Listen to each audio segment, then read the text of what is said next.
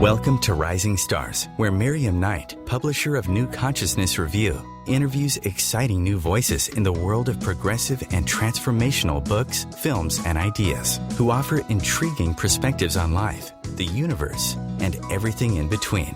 Join us as we celebrate the conscious awakening and explore many expressions of consciousness in action.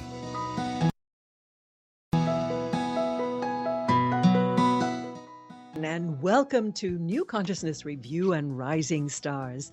I'm Miriam Knight, and our guest today is Lise Bourbeau. She is the founder of the largest French personal growth school in the world, the Listen to Your Body School. In 1982, Lise left her successful career in international sales to follow a dream in which she was helping people listen to their body. She founded the Listen to Your Body School in Canada, and the philosophies taught through her workshops and through her 24 best-selling books are based on the relearning of unconditional love. She and her team run workshops around the world, and her books have sold over 4 million copies in more than 22 countries. I'm delighted to welcome you. Lise, welcome to the show. Well, I'm very happy to be with you. You know, when I heard the theme of your work, Listen to Your Body, I was very intrigued because in Western medicine and in Western society in general, our attitude tends to be master your body, make it do what you want it to do. And listening to your body is such a different approach. How did you come up with this concept? Well, it was all inspiration. And when I just saw this in my head, like listen to your body. And it came after I had done some work on myself, because I had been in sales for 16 years. And, you know, as it is in sales, you go through seminars for positive thinking and all this and that. And I was very much into that. I started working on myself about, 48 years ago. So I was always very interested in all these books and seminars that I could attend, and it helped me in sales. But I was mostly in the positive thinking, way of being.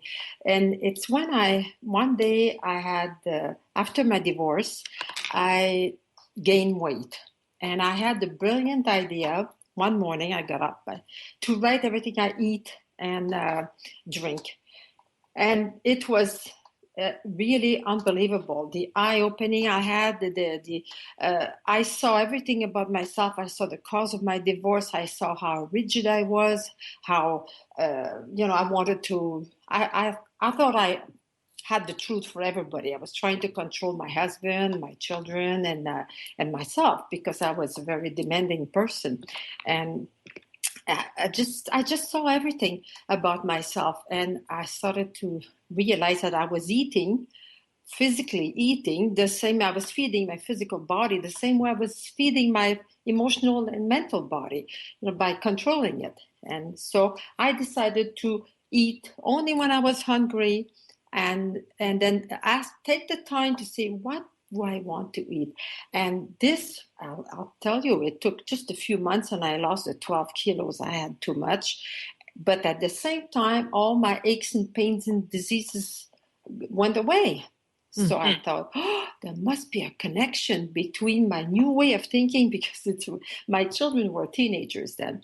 And they were saying, well, Mom, I don't know what you're doing, but don't stop, because you're a much nicer person to be with now.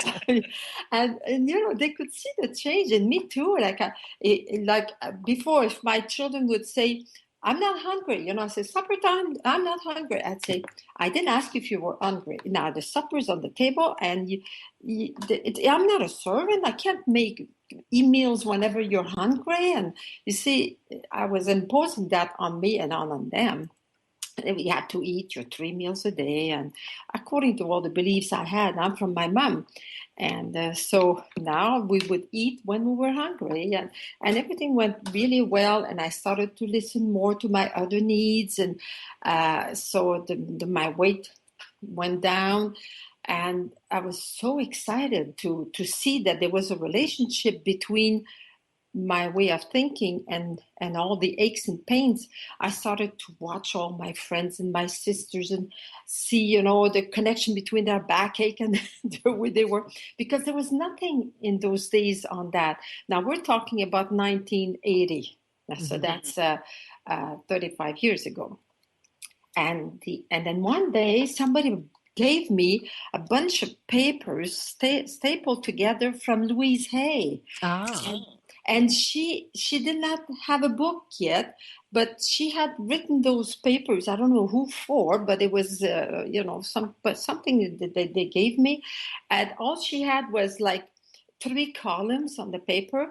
It would say like stomachache. Second column, it would say somebody you cannot digest, and the third column was an affirmation that you repeat often. And I said, oh my God, I'm right. There is a connection between the way of thinking and the aches and pains. And so that then I was very excited. And that's when I had my dream. I woke up one night in the middle of the night, and I could see myself in front of a big crowd teaching them to listen to their body. So over the years, it's true that I have always been searching, because I realize that I have a good capacity to synthesize things. I can read a very complicated book, but then I make it simple to teach, simple to understand. And I think this is what has made my school, because they say you talk about very, very profound things, but it's easy to understand, so we can apply it in our life much faster this way. And so this is what I've been doing all these years, always looking for more answers, and I do get a lot of answers that come to me about how to put things together to make it easier to practice real love in your life, because this is what I learned the most about my way of eating, that I was not loving myself, because I was not eating according to the needs of my body. I was eating according to what I had learned, according to my beliefs. Absolutely. Yeah. Now your book is are you hearing an echo? If I what? Are you hearing an echo? No. No? Oh, good. Okay. Just me. So your latest book is called Cancer, A Book of Hope, which I found fascinating. And I was delighted that your publicist sent it to me because I was not familiar with your work. And I hope that your work actually becomes much more well known here in the States, because it is applying what you talk about, listening to your body, to what is really arguably the greatest fear, medical fear, amongst the population today, the fear of cancer. Oh, yes, it is. Yeah. It's an epidemic everywhere in the world. Absolutely, and growing. And we seem to feel helpless in the face of it. Yes. And yet you are giving people understandings in this book that I think will help them either overcome the cancer more easily, or at least come to a sense of peace with where they are in it. So let's start with what seems to be a central premise in your book, which is that the relationship that you have with the same-sex parent in your life seems to be very central in developing the disease. Yes, it is. It's really closely related to the rejection wound. So I have another book, which is my most popular book on the wounds. It's Heal Your Wounds. I talk about the 5 wounds. You've heard about the 5 soul wounds before? Have you heard about that before? Not as such. No. I learned about these wounds with John Pierrakos.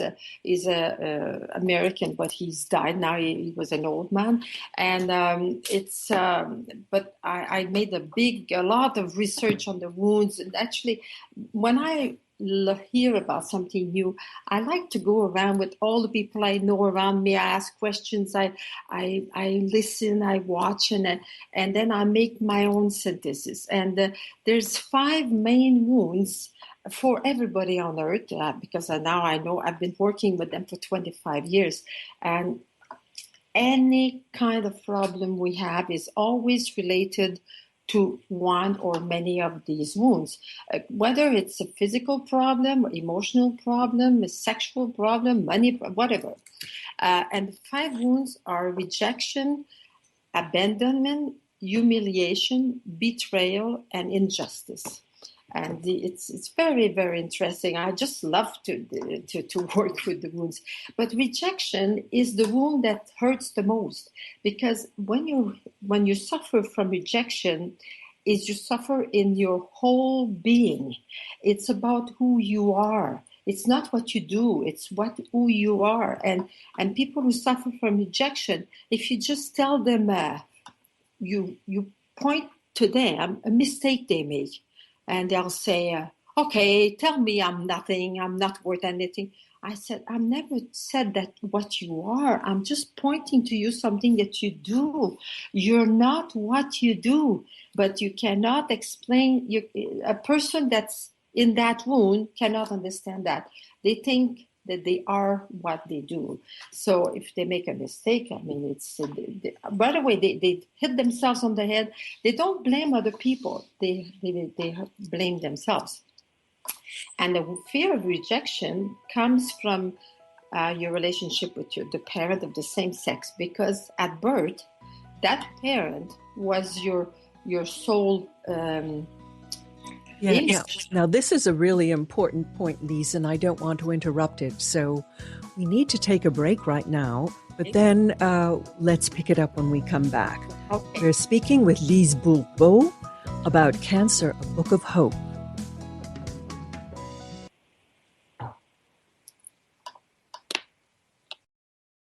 The future of internet radio is here. OMTimes Radio, IOM FM. Are you trying to get from point A to point B and need a little advice? Connect with the counselors at OMTimes Advisors. Whether you're looking for a life coach or a spiritual intuitive, the advisors participating at advisors.omtimes.com were carefully chosen based on their gifts, skills, and professionalism. OMTimes Advisors, connecting you with the best advisors in the business. Hi, this is Angela Levesque, host of Entanglement Radio. Join me Wednesdays at 12 p.m. Eastern for inspiring conversations with visionaries in spiritual science and conscious healing. Entanglement Radio, Wednesdays at 12 p.m. Eastern. Transcendent talk for the conscious mind. The name is Bond. James Bond. No, the name is Joe. The Joe Show. And we are returning back for our 9th season here on OMTimes Radio.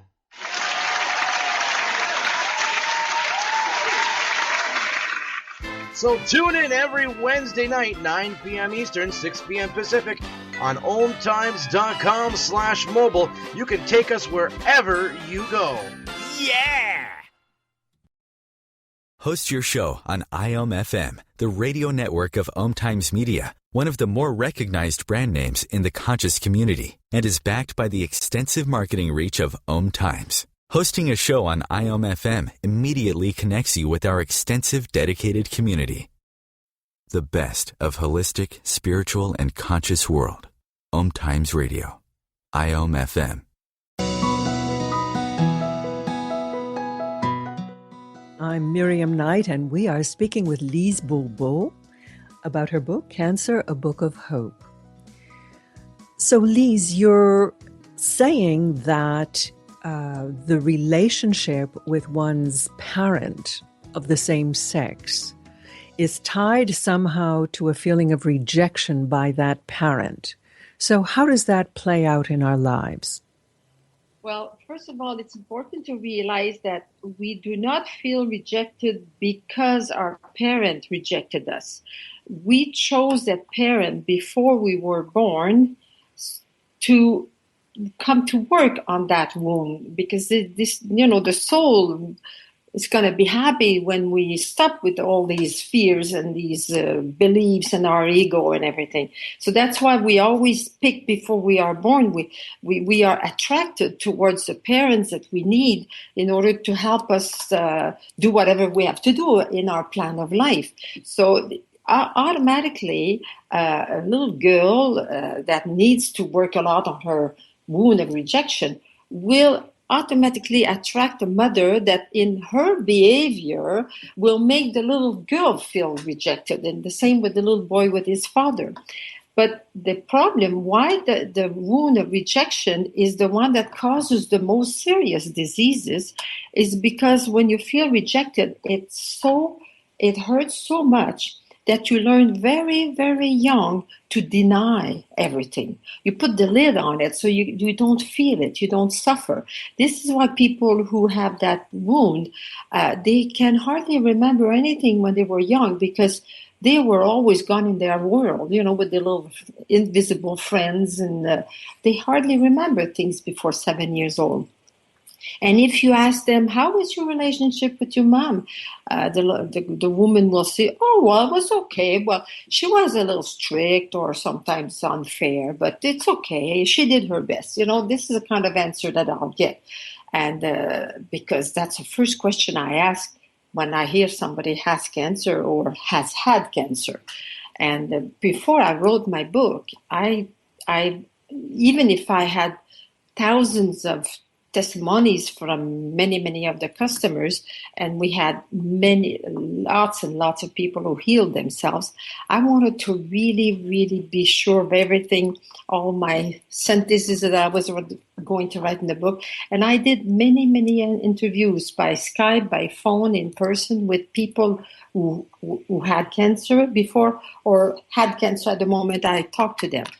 And not one had realized or knew the fact that they felt rejected by their parent of the same sex. And it's unbelievable, because you read the book, you read the examples I gave, with that little girl who was the fifth in the family, and she was an accident. That child was not planned, and when she was born, the parents and her brothers and sister called her the accident. She had no other name. Hey, accident, come and see me, and she says she never felt rejected. It's unbelievable, but that's the truth. And this is what it's eating inside. You see, this rejection is so pushed inside, and this is what causes the cancer, because we always think of a cancer of a little beast that's eating away things, your cells in your body. And you can make the connection. So this is why the first thing they need to know is accept the fact that, yes, I have felt rejected, and then they have to do the only way for me to heal any kind of disease is accepting the fact and forgiving the people that we have accused of being this or that with us, because for sure, the little girl that has a mother felt rejected by her mother, we know for a fact that mother felt rejected by her own mother. So she did not know any other way to raise a little girl, you see. Mm-hmm. And, you actually have a very interesting take on forgiveness. Yeah. It's different from what we normally conceive of as forgiveness. It's really more coming to a place of compassion and understanding for the parent. Yeah. Explain that for us. Well, because when we accuse, we become what we accuse, or we are already like that, but we don't know about it. So that means that if I can't stand, I don't want to be like my mother, because without exception, everybody I talked to for the last 30 years with cancer, without exception, they always, when I ask the question, since you are young, have you ever thought that you wanted to be like your mom or you wanted to be like your dad? And they say, oh, never. I never want to be like my mom. So then I said, do you realize when you're saying this, you are rejecting your mom? Oh, I didn't realize that. You see? And so that means that they think that the mom is wrong. They don't want to be like them. And the forgiveness is applied, the law of love, which is we just must accept people the way they are, with their wounds, with their beliefs, with their fears, being different from what we would like. Just say yes to it. We don't have to understand why they are like that. Just feel the suffering that they've had too. Because if a little girl suffers with her mom, if we can feel that this mom had the same suffering with her own mother and suffering with herself, she hates herself also as much as you can hate your mother. The mother hates herself too. She hated her mother. And this word hate, people are afraid of that. But it's okay to hate people, because in order to hate, you have to love very much first. You cannot hate somebody that's indifferent to you. You have to want to love that person so much that it turns to hate, because you are so hurt, you're so disappointed, it doesn't go the way you want. And so you can transform this hate into having a lot of compassion for the people. And I have seen, I've had this school for 34 years now, almost 34 years, and I have seen thousands and thousands and thousands of healing of all kinds following real forgiveness. So I know that it works, and I've heard such beautiful stories, and so touching to see that the whole family is back together, because the girl that achieves that, to be able to be okay with the mom, not to hate her anymore. Well, that means that she's starting to love herself, and that means that she's stopping this vicious circle, from one life to the other with her daughter. That's because it continues from one generation to the other until there's love. Huh? Mm-hmm. You say in the book that real forgiveness begins with self-forgiveness. That's a really important point. Yes, because this is why in my approach, because you'll see in the book, in one of the chapter on forgiveness, I have seven steps. I suggest always the step to forgive the other person, because it's easier to forgive the other person than it is to forgive yourself. Because once you start having compassion for your mother, let's say that you accused her of this and that, once you start having compassion for that person and you can feel her own suffering, your mother's suffering, then you start being angry at yourself for not seeing it before, for being so bad with your mom. Because sometimes they say, like, let's say I have one that I think of in one of the examples in the book. She said, no, I never felt rejected by my mom. It was okay. But she hasn't talked to her mom for 5 years. So you see, there is something there. And once she starts feeling compassion, then most people tend to have the reaction of, oh my God, how come I didn't see that before? And I was not nice to her. I said bad things about her. I thought bad things about her. And they start feeling angry at themselves for being so mean to the person that they were having a problem with. So this is why after you have the compassion for the other, then you must do it with yourself. Because some people, it takes quite some time between the two steps. They're okay with their parent, but after that, it's with themselves that they have to have the same compassion and say, look, I am a human being, and when I was mean to my mom or to anyone else, when I was mean, it's because I was suffering. I'm not a bad person. I was just a suffering person.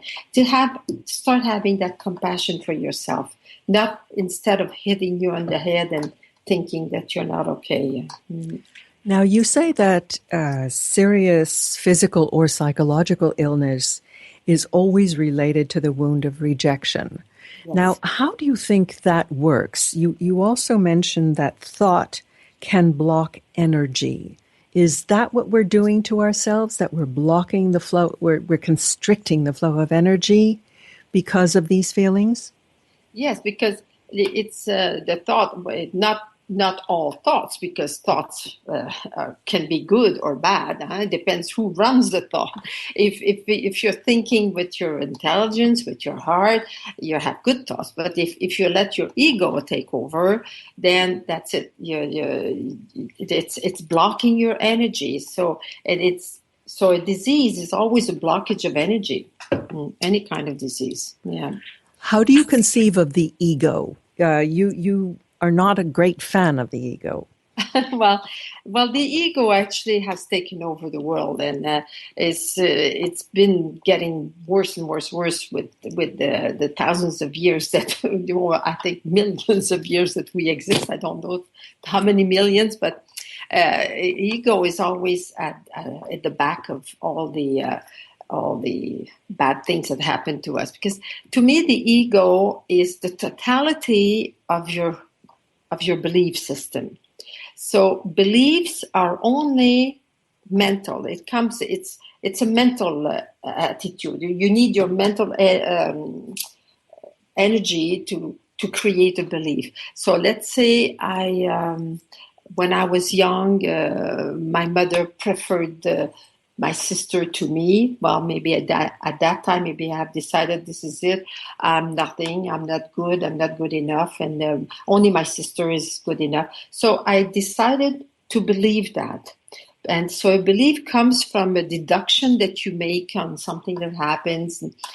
And those beliefs continue from one generation to the other, from one family to the other. You come back on earth with all your old beliefs that are all there in your soul from past lives. So we are filled with hundreds of beliefs that are not good for us. Oh dear. Is that ever true? Well, we're going to take another break, but we are speaking with Lise Bourbeau, and her website is listentoyourbody.com. Stay with us and we'll be right back.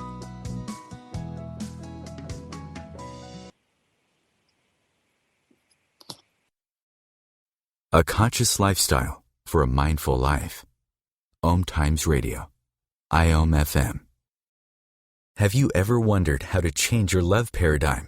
The secret key is finding a love partnership, not just a regular connection. How do you find these? Through conscious relationships. Ascending Hearts Dating is a dating site for people like you that believes in second chances and a different type of spiritual connection. Try Ascending Hearts for free today at ascendinghearts.com and change your love paradigm.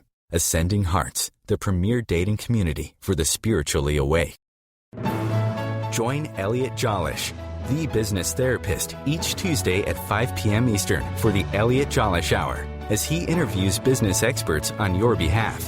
And you're invited to email your business questions to questions@ecjgroup.com for answers, live, on air every Tuesday at 5 p.m. Eastern on the Elliot Jollish Hour.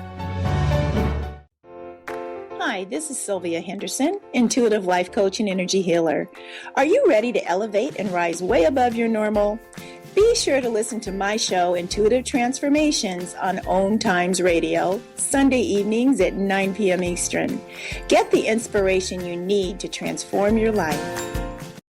Being a radio host on IOM FM allows you to build your show on a rich platform with the power of the internet to fulfill your outreach goals and connect with a very specialized and global online audience, unlimited by time and distance. OMTimes Radio will provide you with web relevance, a recognizable conscious brand, and with the standard of excellence that has accompanied every single OMTimes endeavor. Host your show with OMTimes Radio Network. Free your mind with OMTimes Radio. IOM FM. I'm Miriam Knight, speaking with Lise Bourbeau. Now, we have benefit of a very generous offer from Lise. Her book, Cancer, A Book of Hope, has just come out, and she is offering 2 signed copies of her book to the 2 lucky listeners who are drawn from a hat. So if you want to enter our drawing, just email us at info@ncreview.com, info@ncreview.com, or you can sign up on our radio page on OMTimes, on the New Consciousness Review radio page. There is a form there for signing up and entering the draw. And we will be giving away 2 copies of Lisa's book, Cancer, A Book of Hope. So, Lise, speaking of cancer, you have some fascinating case studies of people who have recognized the source of their feelings of rejection and come to peace with themselves. Will everyone who forgives themselves and their parent heal from cancer? What are the parameters here? Well, I would say that at least from I've never thought of that figure, but I've been aware of a few people. Maybe in all the people I've been working with, maybe 5 of them died after doing all the forgiveness and everything. But it's like the body was at a point of no return. The body was too tired, too affected by this cancer that had been coming back to them many times. But what made me feel real good is that these people, they died with peace in their heart, and they had made peace with their parent. And it's like the soul maybe has said, well, okay, I've done what I have to do in this lifetime with this body, and I'm going back in the soul world, and I'll come back with another body some other time. So it's okay to me, even if they die of it. It's not that the most important thing. The most important thing is, are you doing what you're supposed to do? Meaning, are you going towards more love? Because if you die anyway or at any age, and you can really say that over the years in your life you have more and more love for yourself and for your close ones, well, then you've achieved your goal, because this is all that our soul wants, is to go back to love, to really love. You talk about cancer running in families, and you kind of link that to some kind of previous association in past lives. That was quite fascinating to me. Can you expand upon that? Well, I believe that we come from a big family of souls, and we have, like what they say, what's up there is down here. That's what they mean by we live in a family on earth, and we have a big family of souls. So many times we come back with the same souls of the same family. But people can, even if they don't believe that we do have more than one life and things like that, it's not that important, because we have people that come to our workshops or read my books, and they still can't believe, they're not sure if it's true, this reincarnation, but you don't need to believe in that. But I personally believe, because it helps me to accept divine justice, because my wound, my biggest wound in this lifetime to work with was injustice. And I used to find so many things unfair in life, since I'm a little girl. And I thought it was so unfair that some people come in a family where they are being beaten and abused and everything, and other people have such a loving family and all the talents and everything. So I thought, what? I wanted to believe in a fair God, but it was hard because I was seeing so many unfair things around me. And now when I learned, I was about 25 years old when I learned that, I heard about reincarnation, and right away I said, oh, thank God, I'm so happy to to know that we come more than one time, so that at least those who are doing good, well, they'll be rewarded maybe in some of their life, and those who are doing bad, well, maybe it continues. So to me, it was easier to believe in divine justice. So, but it's to me, it's really important that the people believe whatever the parents that they have in any lifetime is the parents that you really need to have in order to work on their plan of life, because we all come to earth with a plan, with definite things that we need to work on. And when I say we have to work on something, it means we have to look at this area of our life with the eyes of the heart. We have to change our perception of things. Well, you talk about rejection being sort of handed down from mother to daughter and from father to son, and down the genealogical line. Mm-hmm. So if you can heal this relationship, forgive the parent and forgive yourself, you suggested that you go into your next great act on earth, your next incarnation,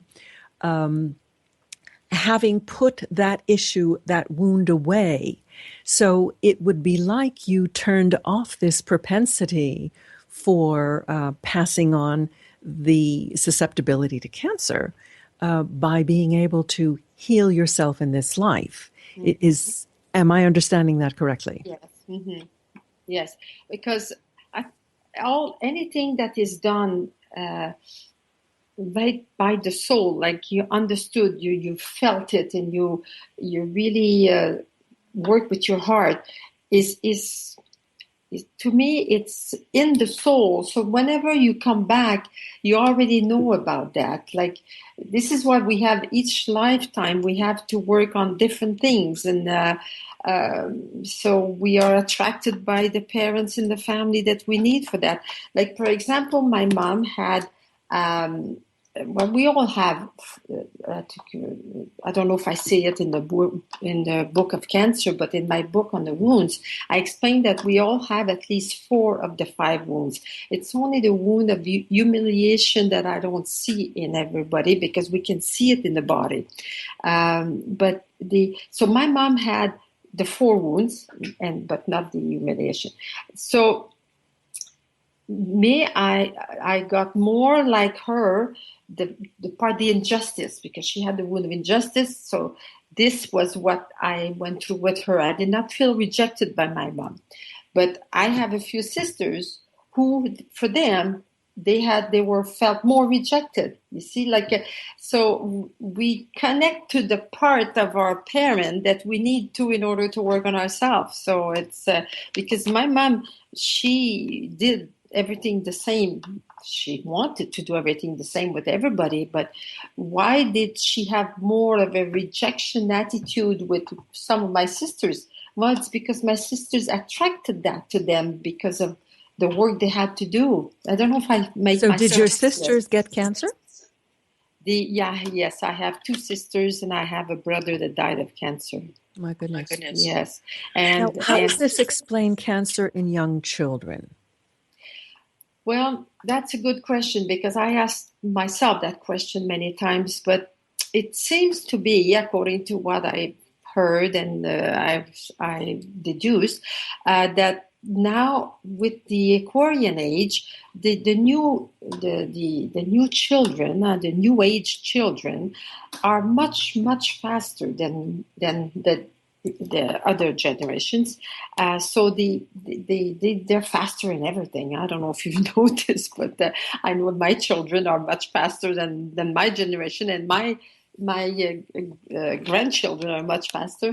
So I think everything happens faster because they can understand things much faster, because they were created in the world of more intelligence. Because with the Aquarian age, there's more intelligence on Earth. It doesn't look like it when we look at the news, but I feel it, that the children are So are you suggesting that they're getting cancer at younger ages because they're processing their issues faster, sooner? Yes, I believe that. Yes, because I hear so many mothers tell me that, when they do the workshops and they learn about how to find the cause of their problems, physical problems, and sometimes they talk to their babies who are 6 months old, and they explain to the baby, look, you have an infection of the ear, but I'll just explain to you what your body is telling you, and then you do what you want with it because it belongs to you, that earache. And they talk to the baby like that, and half an hour after, no more fever, So I've heard this story, I don't know how many times, because they I don't know, they seem to grasp things. Like, I just look at my grandchildren. Now they're quite older, but when they were 3, 4, 5 years old, they would look at me with those deep eyes and so much intelligence in their eyes. And sometimes we would talk about God, I never talked about God when I was 3 years old. And I don't know, there's something with the new children. I'm really excited because I know that the world will be different, in maybe 20, 30, 40 years from now with this new generation. Speaking of God, you do make the point that cancer is not a punishment for God. Is this something that people tend to feel, that they're being punished? Well, that's what I learned when I was younger. So when things go bad, you're being punished. You're being a bad person, so you're being punished. And I did not like that version of God, and because I went, I was in a very Catholic, and I had my upbringing with the nuns, and and I used to question all the time because I didn't like that. And when I learned that God is not it's not a being, it's not a person. God is just energy, and it's a creative energy. So this is why I say in all my book that we are all God. Everything that exists is an expression of God, whether it's the flower or the little cat or a cloud. Everything is God. And, that's the music for our final break. Remember that Lisa will be giving away 2 copies of the book, so email us at info@ncreview.com or go to our website, our show page on OMTimes. We will be right back with our guest, Lise Bourbeau. A conscious lifestyle for a mindful life. OMTimes Radio. IOM FM. As difficult as it is to believe, there are places in Africa where human traffickers sell albino children and their body parts for use in magic rituals. Humanity Healing International is actively working in Uganda to change this paradigm. The Albino Rescue Project finds albino children who are at risk and places them in safe schools and environments where they can learn and grow free from fear. To learn more or to sponsor a child, visit humanityhealing.org. Humanity Healing is where your heart is. Hi. This is Angela Levesque, host of Entanglement Radio. Join me Wednesdays at 12 p.m. Eastern for inspiring conversations with visionaries in spiritual science and conscious healing. Entanglement Radio, Wednesdays at 12 p.m. Eastern. Transcendent talk for the conscious mind.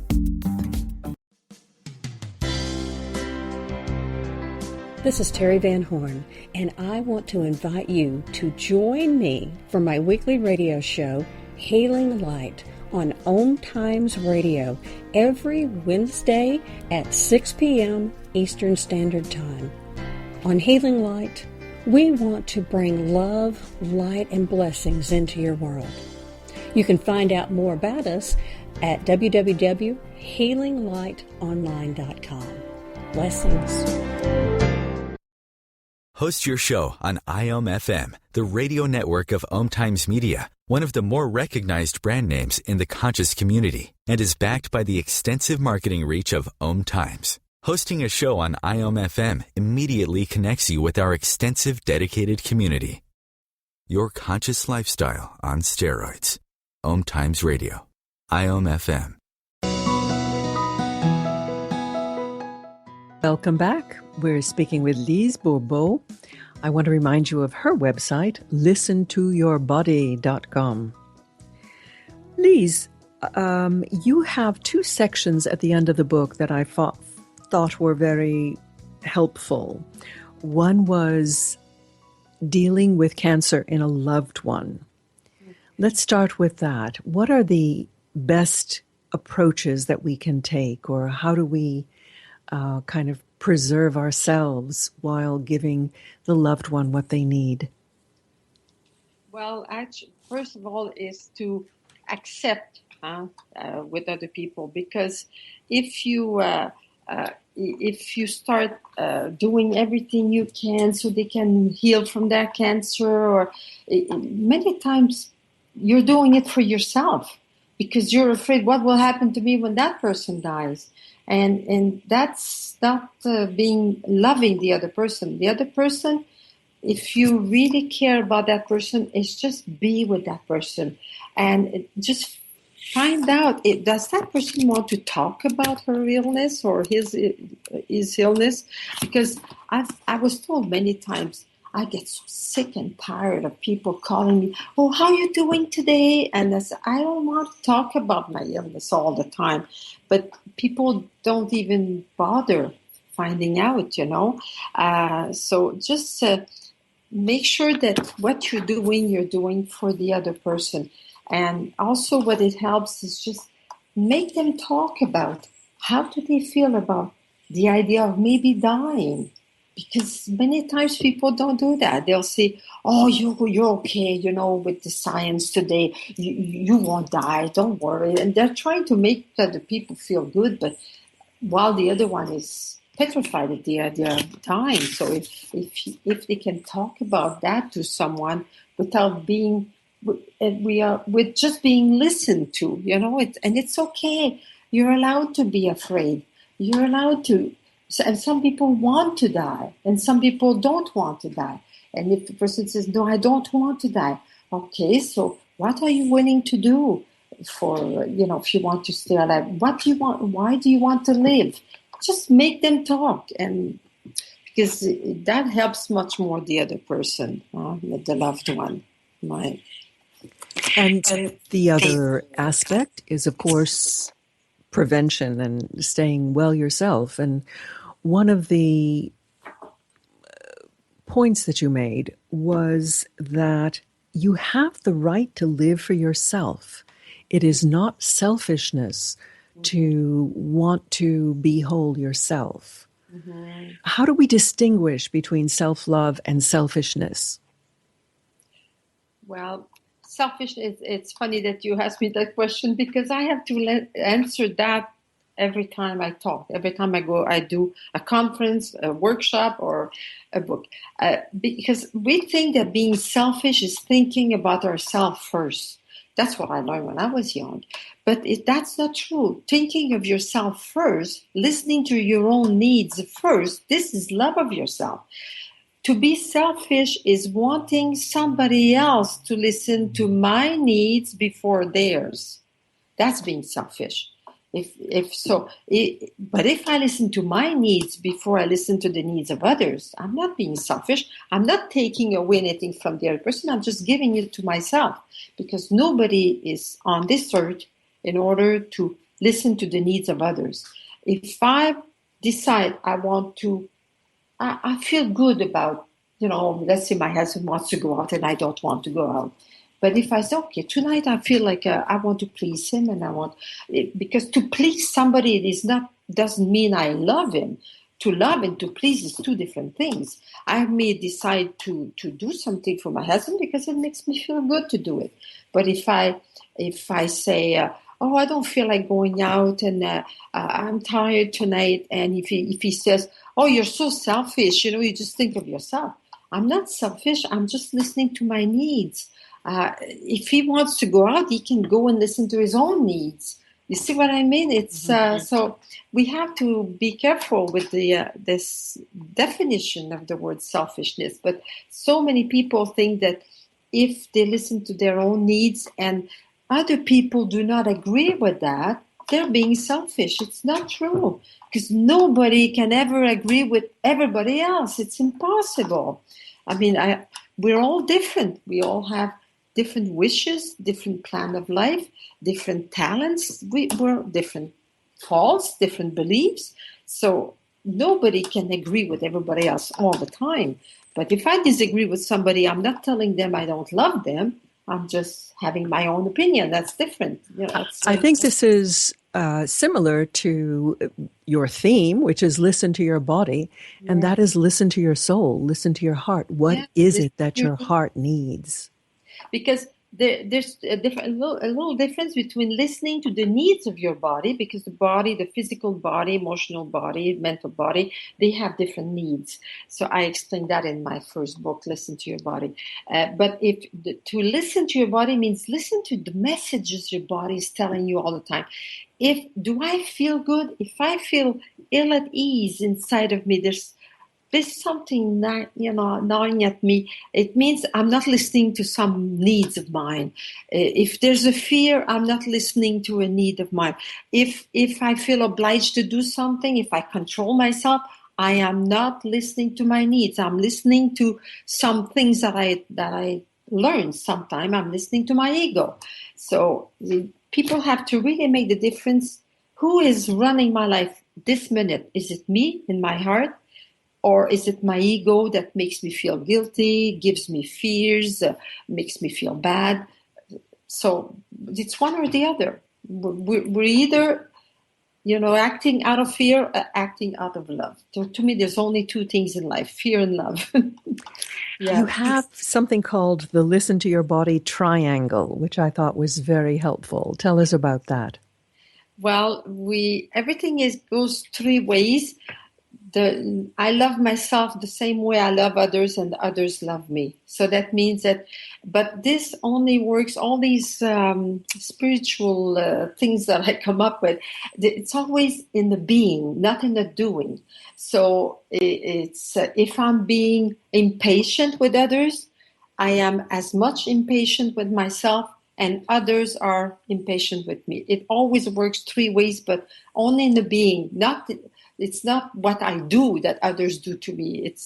It's more, what do we judge people of being when they do that? This works in the triangle all the time. That's a spiritual law that exists for everybody. So it's like a mirror reflection back. That's right. The mirror reflection is a spiritual law also. But it's only in the being. Because somebody says, I can't stand somebody that smokes in my presence, but he's not my mirror because I don't smoke. No. What do you judge that person when they smoke in your presence? I judge them of being irrespectful. Well, that means that you are irrespectful. Do you see that sometimes you are irrespectful in other areas maybe? But so when you work on the being, it always works. Mm-hmm. Yeah, that's a very good distinction. Yes. I want to just come back to the point of preventing cancer through the power of love. I remember interviewing Anita Moorjani on her book, Dying to Be Me, and she said that the main reason for cancer is that we do not love ourselves enough. And I think you are resonating with that very much. Yeah, I read her book too a couple of years ago. That was very good. Yeah. Yes. It's just that it's nice that it comes from different sources with being said different ways. So, we try to this way. Well, if one way doesn't resonate with you, well, maybe the other way will. That is the underlying premise behind all of my work, Lise. So. Yes, I can understand that. Yes. So do you have a sort of parting message for our listeners? Well, just know that before I was talking about God, that just remember that you are your own God. You are your own creative energy. And do you use this power of God that you are to accomplish what you want to be in life, or to be what you don't want to be? This is that you always have the choice what you want to create with your life. And because people think that somebody is more powerful than another. No, we're all expressions of God at the same level, but it depends how do we use our power of creating our life. So, because if you are in fear, well, then you create the opposite to what you want. So that's what I would just love everybody to know how much they can create a beautiful life if they want to. Well, we've only been able to touch the surface of Lise's book, and I do commend it, and I would like to remind you that if you email us at info@ncreview.com, you have a good chance of getting a free copy. Mm-hmm. And Lise, I would like to thank you very much for being with us today all the way from Canada. Yeah, it was a pleasure. And remind you that her website is listentoyourbody.com, or if you are a francophone, it's écoutetoncorps.com. You speak good French. Oh, I'm always delighted when I have a French-speaking guest, because it gives me the chance to trot out my remainder of my French. Okay, well, thank you very much. And maybe one day we'll meet sometime. That would be nice. Absolutely. Yes. And I do hope that you will all join us next week for another show with our authors, our wonderful authors and filmmakers. And in the meantime, visit our website at ncreview.com. That's New Consciousness Review, a digital magazine, and we have our entire archive of wonderful interviews there. Thank you for being with us today. I'm Miriam Knight. Many blessings on your day, on your week. See you next time. Goodbye.